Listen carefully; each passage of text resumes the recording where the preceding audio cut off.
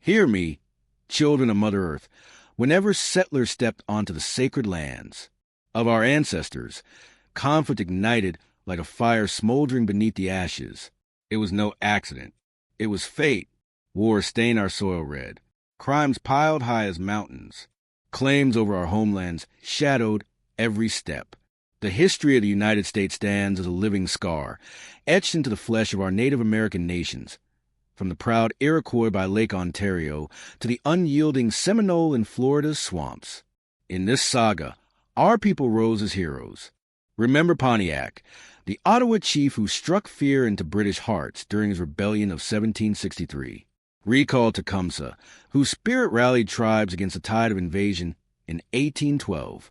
Yet the blood of our kin stains these pages, too. Think of 1779, when General John Sullivan torched 40 Iroquois villages and left thousands starving in the ashes. Rewind to 1637, when at Mystic, Connecticut, over 500 Pequot souls, men, women, and children alike, fell to slaughter in a single night by those who called themselves pioneers. But here lies the deepest wound, my brothers and sisters. The moment this all began, the collision of two worlds, fades too often into the dust of time. It started when the first ships landed at Jamestown in 1607. Their hunger for land threatened to erase our way of life. History whispers a grim truth. Within a century, over 90% of our people, millions of lives, crumbled under disease and violence unleashed by those newcomers. This remains no mere footnote in America's story. It echoes as a cry of our Mother Earth, the root of every tear we've shed since. If we fail to look back, how can we heal? By the end of the 18th century, our people lived across the Northwest lands. These were not empty lands. They pulsed with the heartbeat of countless native nations. Once claimed by France, they slipped into British hands after the brutal 7 Years' War ended in 1763. Yet the white man's footprint stayed faint. A handful of lonely forts like Detroit and Michilimackinac stood, with scattering of settlements and fragile treaties, as their only marks. We, the true keepers of this earth, Ottawa, Ojibwe, and Potawatomi, outnumbered them tenfold. Our voices rang strong, and our spirits refused to bend. In that war, from 1756 to 1763, we fought alongside the British, not as mere hired hands, but as warriors guarding our homes, and trade, wielding muskets for our own survival. Yet victory brought no peace. When the British tried to tighten their grip, our blood boiled. Pontiac, the fierce Ottawa chief, rose like a storm in 1763 and called us to reclaim what was ours. With tactics honed from years of watching European soldiers and firearms traded across the Great Lakes, we struck hard. 8 of their 12 forts fell, Sandusky, Miami, and Presque Isle among them, crumbling before our fury. At Bloody Run near Detroit, we painted the earth red, with British blood on July 31st, 1763, scattering their forces and proving our might. Then came their cowardice at Fort Pitt. In June of that year, as we besieged their walls, they handed us blankets laced with smallpox. A silent killer meant to wipe us out, but the spirits of our ancestors shielded us. Their clumsy scheme faltered, for even they barely grasped the plague's ways. Our warriors stood firm and unbowed. The British, exhausted and outmatched, could not crush us. By 1766, they bowed to a treaty at Oswego, naming the land theirs on paper, but granting us the right to govern ourselves. The Royal Proclamation of 1763, etched that October, drew a line at the Appalachian Mountains and forbade their settlers from crossing into our domain, a line reaffirmed after our stand. Yet across the 13 colonies the settlers seethed. They saw our victory, our sacred boundary, as chains on their greed. Their anger simmered and piled onto a mountain of grievances against their British masters. Little did they know the spark we lit would one day burn their empire down. For us, it was a fleeting triumph, a testament to our resilience, carved into the memory of Mother Earth. In 1775, the colonists started a war against Britain that led to the United States by 1783. But for us, the native peoples, this was no distant squabble. It was a fight for survival. We had forged treaties with the British, pacts sealed in the smoke of council fires after 1766, knowing full well the colonists hungered for our lands, from the Ohio River to the Great Lakes. Our choice was clear. Most of us stood with the redcoats, not out of love but to shield our homes from the encroaching tide. Among us, the Iroquois rose as titans. Their courage blazed brightest in the war for independence, a testament to the strength of our nations. On July 3, 1778, in the green expanse of Wyoming Valley, Pennsylvania, nearly 300 Seneca warriors joined British loyalists and clashed with 360 Pennsylvania militiamen. The earth trembled as we crushed them. Over 200 lay dead in the grass, a victory that echoed as our greatest triumph in that war. In its wake, our warriors struck terror into the settlers' hearts and avenged years of trespass with fire and blood, though the cost was steep for both sides. But the Americans answered with vengeance. In 1779, General John Sullivan marched 4,000 soldiers into our lands near Lake Ontario and torched 40 Iroquois villages. Seneca and Cayuga homes crumbled to ash, displacing thousands of our kin in a brutal sweep to break our spirit. Their blades spared no one. On March 8, 1782, at Knottin-Hutton in Ohio, Pennsylvania Minutemen turned on 96 of our Lenape brothers and sisters, Christian converts who sought peace and refused to take up arms for the American cause. With hatchets and knives, they slaughtered them, men, women, and even children, leaving a stain of infamy on their so-called revolution. When the war's dust settled in 1783, the Northwest Territory fell into the hands of this new United States, a prize claimed by treaty in Paris. Yet our people endured the shadow of conquest. After 1783, the British pulled back from our Northwest lands and left their forts behind. We, the native peoples, answered the call of unity. Warriors from the Miami, Shawnee, Delaware, Ottawa, and Wyandotte gathered and forged a mighty Northwest Confederacy, a brotherhood of dozens of tribes, sworn to protect our rivers and forests. Around council fires in 1785, we sought peace with the United States and even offered the Ohio Valley southern banks in treaties at Fort Stanwix and Fort McIntosh. But their greed knew no bounds. Talks crumbled, and the winds of war began to howl. By late 1786, the storm broke loose. When General George Rogers Clark led 1,200 Kentucky militiamen across the Ohio River, their boots trampled our sacred ground. Weary from 8 years of fighting the British, his men faltered. Hundreds deserted before the first arrow flew.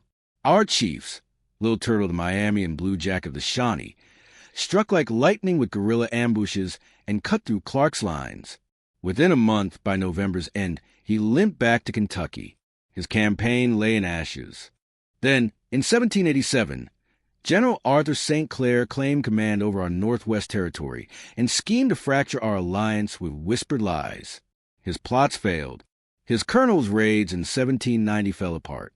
Under our resistance, in 1791 Street, Clair rallied 2,000 soldiers and marched toward the Wabash Valley, halting near the river's edge on November 3rd. Encamped in the cold, his army sprawled vulnerably. Little Turtle seized the moment. With 1,500 warriors from our Confederacy, he encircled them under cover of night and struck at dawn on November 4th. War cries shattered the silence.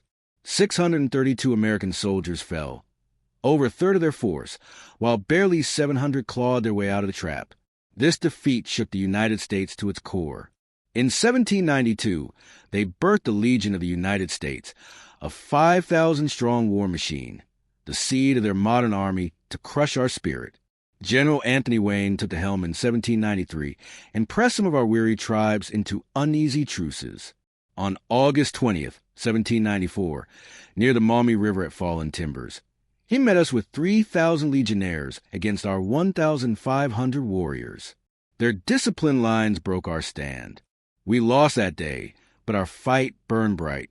By August 3rd, 1795, the Treaty of Greenville forced us to yield 2/3 Ohio's lands to their nation.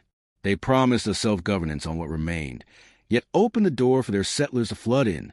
Our people, still Miami, Shawnee, and more, held fast to the earth. Our roots stood unyielding despite the storm.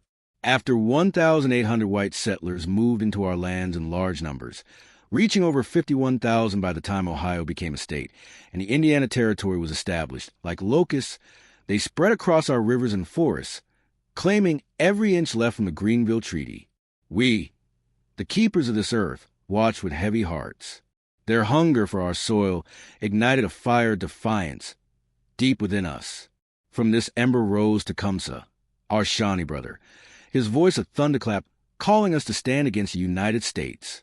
William Henry Harrison, the new governor of Indiana Territory since 1801, trembled at Tecumseh's growing power, his eyes fixed on crushing our spirit.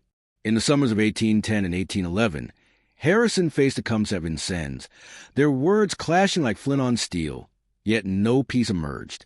Tecumseh demanded our stolen lands returned, a plea the Americans scorned. When he journeyed south in August 1811 to rally our southern kin, Harrison struck. On November 7th, with 1,000 soldiers, he torched Prophetstown, the sacred village of Tecumseh's brother, Tenskwatawa, sending flames into the sky and fury into our veins. That betrayal awoke a storm. Nearly every tribe, Shawnee, Wyandot, Ottawa, Potawatomi, joined Tecumseh's banner, seizing back swaths of Indiana and Michigan, our warriors toppling American outposts in a whirlwind of resistance. Then, on June 18, 1812, Britain declared war on the United States. Tecumseh seized a moment and forged an alliance with the Redcoats against our common foe. On August 16th, with 600 of our finest alongside 700 British, under General Isaac Brock, we stormed Fort Detroit, forcing 2,500 Americans to surrender. In disgrace. When the Americans dared to reclaim it in January 1813 at Frenchtown, our warriors stood as the unyielding spine of the fight, shattering their 1,000-man force beneath Detroit's walls. Their newspapers branded Tecumseh a savage, but history sings a different song. After that victory, he halted our Wyandot kin from spilling the blood of captured foes, defying the old ways of retribution, with a mercy that echoed beyond the battlefield. Yet the tide turned cruel. Britain faltered, their strength sapped by Napoleon's shadow across the sea. On September 10, 1813, their fleet fell at Lake Erie, and they fled Detroit. Tecumseh led 500 warriors with General Henry Proctor into Canada, battling on until October 5th, when American bullets claimed his life at the Thames River. With his fall, our alliance crumbled, leaving a void in our fight. But his spirit endures, my kin, woven into the legend of the curse on American presidents. Whispered among us, some say Tecumseh, others, his prophet brother, Tenskwatawa, cast a shadow over their leaders. Every president chosen in a year ending in 0, from 1840 onward, would perish in office. The first to feel this wrath was Harrison himself, elected in 1840 and dead by April 4th, 1841. His fate a bitter echo of the flames he set at Prophetstown. Tecumseh's name lives on, a beacon of our unbowed will. In the Upper South, our people faced the white settlers long before their war for independence began in 1775. Across Kentucky and Tennessee, we stood against their unlawful claims. West of the Appalachians, where the Royal Proclamation of 1763 had drawn a line, they refused to honor. By 1774, we took action. Over 700 warriors struck their outposts in Lord Dunmore's war, burning cabins and driving settlers back, a fight that ignited in Kentucky and pulled the Cherokee into a powerful alliance with our kin across the region. When the Americans rebelled against Britain in 1775, the Cherokee joined the British. Dragging Canoe led over 2,000 warriors in 1776, sweeping through Virginia and Georgia, leaving their frontier settlements in ashes. Even after Britain surrendered in 1783, Dragging Canoe kept the fight alive. From running water on the Tennessee River, he launched relentless guerrilla raids against the Americans. Until his death on March 1, 1792, John Watts, carrying both Cherokee and English blood, stepped forward, though 1,000 American militia crushed most of our forces. At the Etowah River in October 1793, known to them as High Tower, he rallied 200 warriors to strike from the shadows, their attacks a constant thorn in the enemy's side.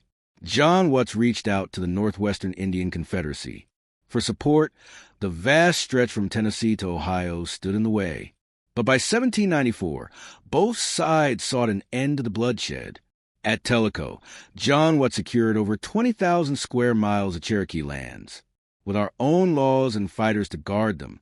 Yet the Americans lingered, their traders and settlers ever encroaching on our ways. Further south, our Muskogee kin, the Creek, held their ground along the Alabama River. Their lands bordered Spanish Florida, French Louisiana, and English territories, sharpening their strength through war since the 1700s.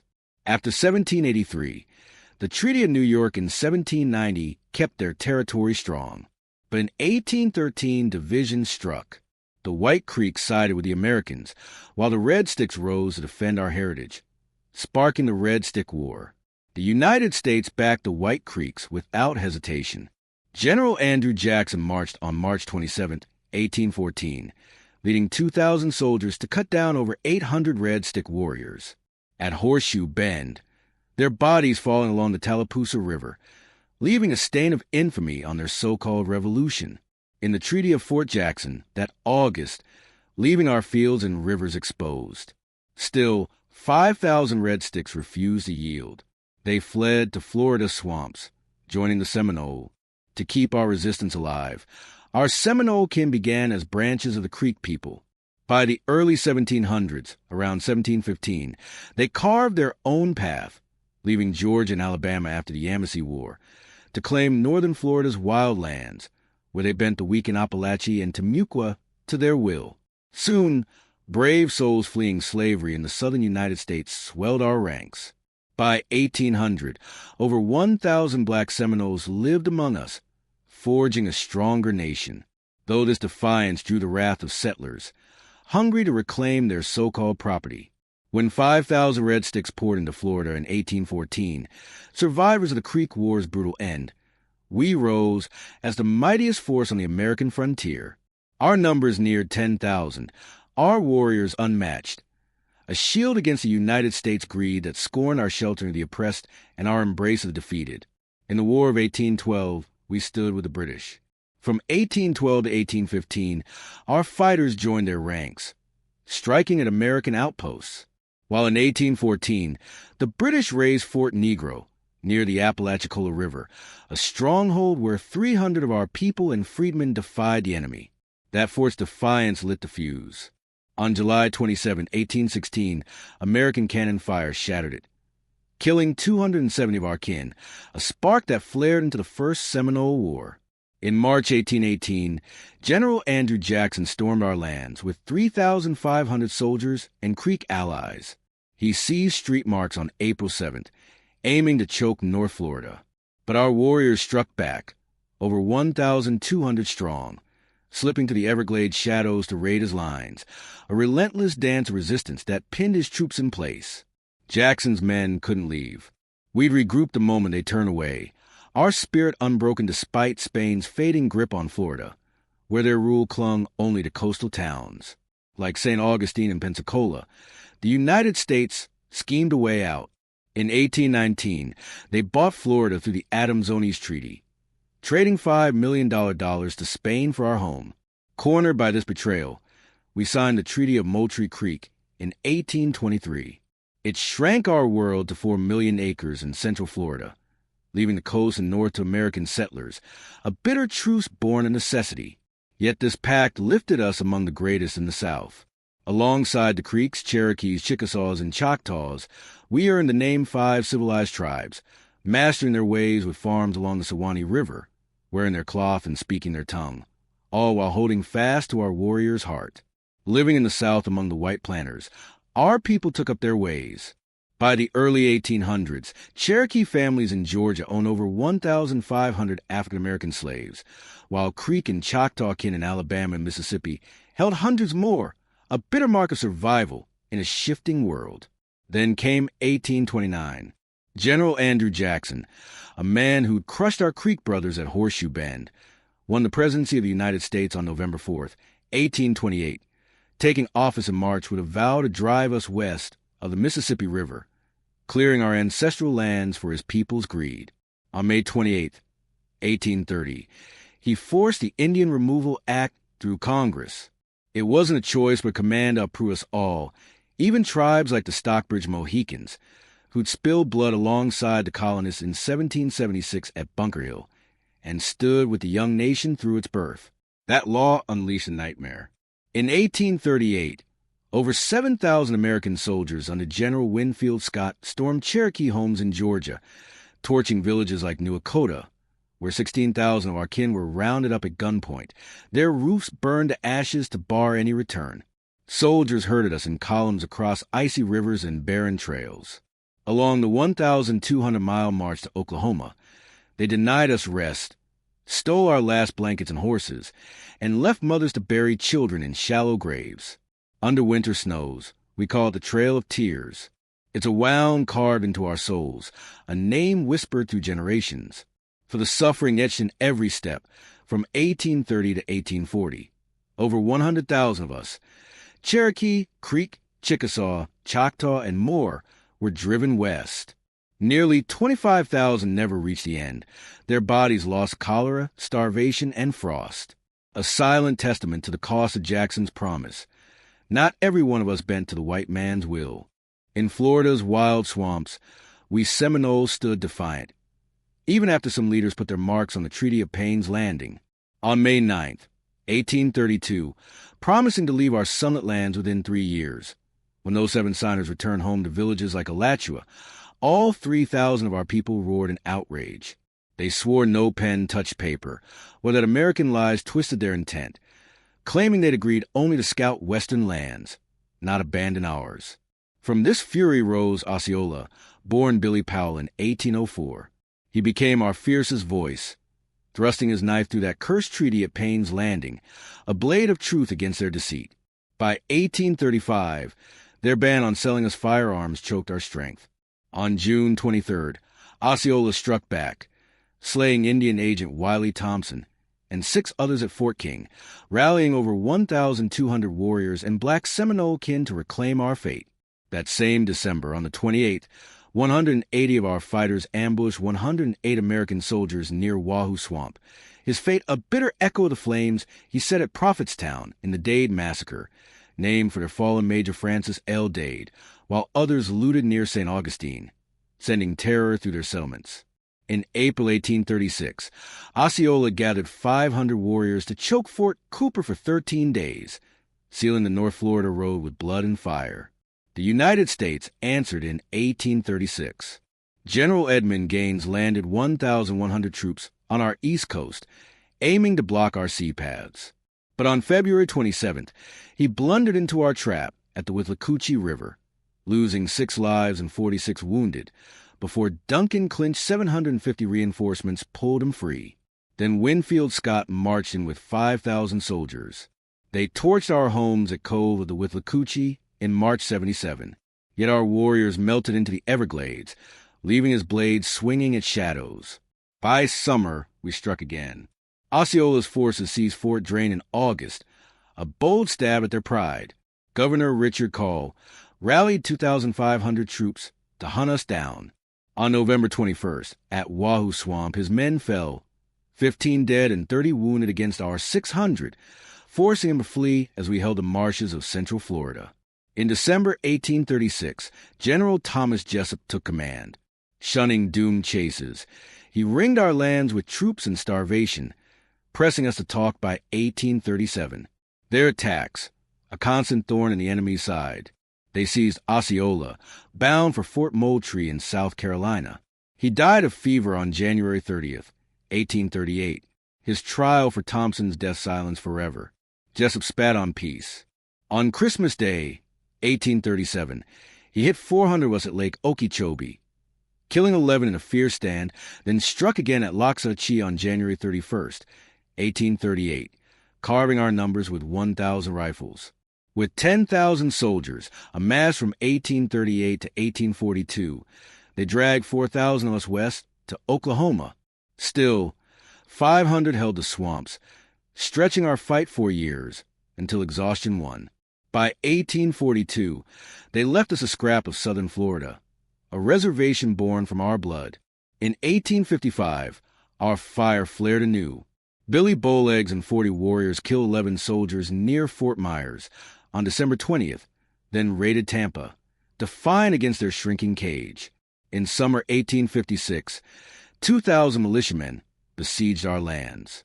By May 14, 1858, they forced Bowlegs and 150 more west, leaving only 200 of us in the Everglades, our roots unyielding despite their chains. Our fight burned beyond the Seminoles. In Illinois, we saw, alongside our Kickapoo and Meskwaki kin, refuse the white man's chains as early as 1828, when our leaders faced treachery at St. Louis in 1804, bribed with mere $2,500 to sign away 50 million acres of our sacred lands. Along the Mississippi River, that winter of 1831 to 1832 struck us hard, with temperatures plunging below 20 degrees.